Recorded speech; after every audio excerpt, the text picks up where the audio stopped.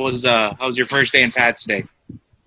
We started out a little slow, but once we got going, we were fantastic. Finished up with a really good scrimmage, and got in about 45 really good plays, and got some great scale work, some low red, some high red. So starting to get a little bit better. I just told them it's never as good as you think, and it's never as bad either. It's usually somewhere in between. So, but our effort was great once we got going, and we're very pleased. I was thinking about it the other day. A lot of these guys haven't been in pads since like the last week of November, and you mentioned a little bit of rust. How do you try and work through that sort of stuff?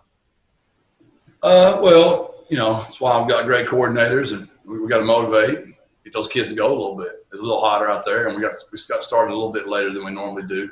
So there's a lot of factors involved, but they got going. That's what's great about getting to coach young men. The old you can do it right and do it light, or you can do it wrong and do it long. You guys have heard it forever. And, they want to get off that field, go to lunch, and get in the cool. So that's how you motivate them. That little carrot, just dangle it out in front a little bit and get them to roll. You've had a handful of practices through this point. How would you characterize the overall health of your team? Are there any significant injuries you could tell us about? That's a great question. I really don't think about it. There's nothing significant. We had, some, from Jamal Sam in the spring that's still been a carryover. Just some nagging day-to-day things. But we've been pretty blessed. No surgeries or anything like that that I'm aware of. All right, Coach. Thanks. Okay, Hector, you're up.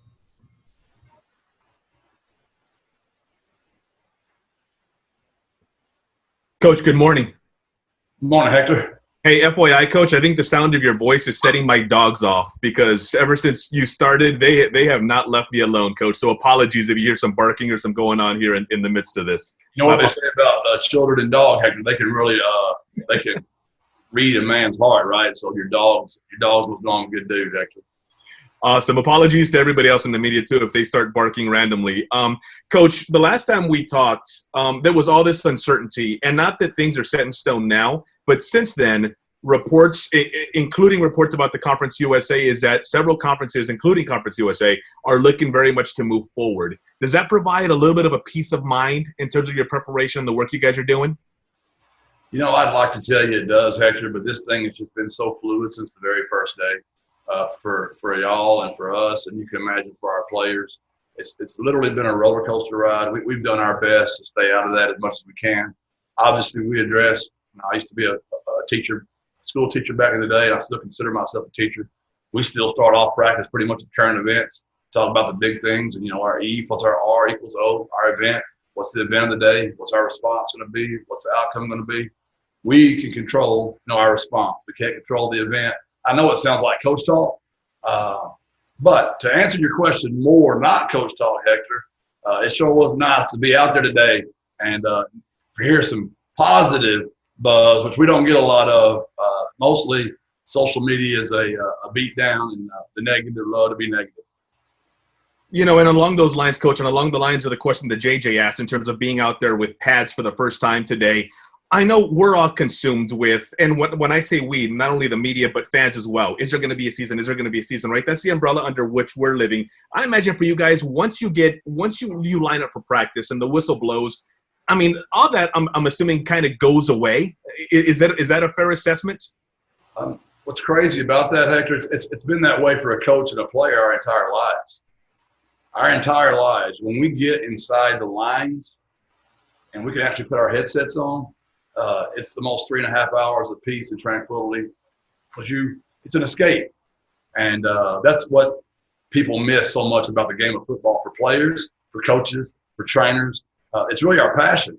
It's what we are called to do. And you're exactly right. When we get out on the field, it's as if the rest of the world is just blocked out, and we're literally with the guys that we work with and plan with and train with all the time for a cause greater than just our own selfishness. It's a wonderful sport when it's played the right way, coached the right way, played the right way, and you truly love your teammates. The best sport in the world. Thank you, Coach. Hey, Greg, you're up. Jeff, along the lines of the COVID protocols, the Big 12 this morning announced that they're going to be doing 3 tests per week. And, as these things evolve and as teams add new protocols and conferences put out new guidelines, do you ever worry that UTSAs and like schools at this level in Conference USA might not be able to keep up with everything that the big boys are doing just from like a resource perspective in terms of what's available at the Power 5 level? Well, I mean, I don't know. I'd rather not answer that question. I've got my own. I'll talk to you in private about all that. We'll be fine. Cool. Got it.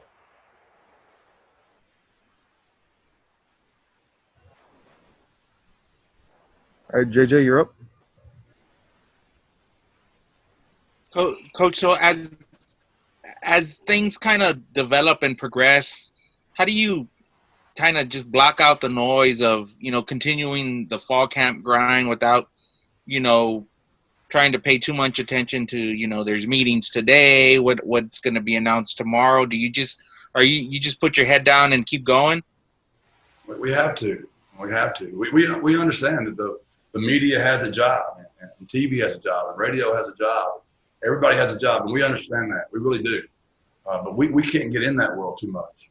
We've got a lot of people. We've got Kyle. We've got our department that takes care of that for us, and they let us know what we have to know. If you don't block out the noise, you can't play this game. There's no way you can be a quarterback, a kicker, a punter. You can't play the game. You can't coach the game if you listen to the noise, because you're being reactive. You're not being proactive. You got to be a person that has some moral convictions and know who you are and live who you are every day. You can't be reactive to what everybody in the world's telling you how you should live, what you should do. It's dangerous to wake up and be that way. Obviously, we got to read and we got to listen to stuff, but we just can't get up in all the chatter, or we won't be able to produce. And you get distracted, you can't focus, and it's not good. So you're exactly right. We ignore it. We cannot keep our heads in the dirt. I don't want y'all to think we're that simple of creatures, but we have people that's what their jobs are to do. I trust Kyle's going to let me know what I need to know. Dr. Compost going to let me know what I need to know. My DFO is going to let me know what I need to know. But we don't spend a lot of time keeping up with all that stuff. We're keeping up with our recruits, and our players, and our coaches and their parents. That's about where we stay in our own bubble.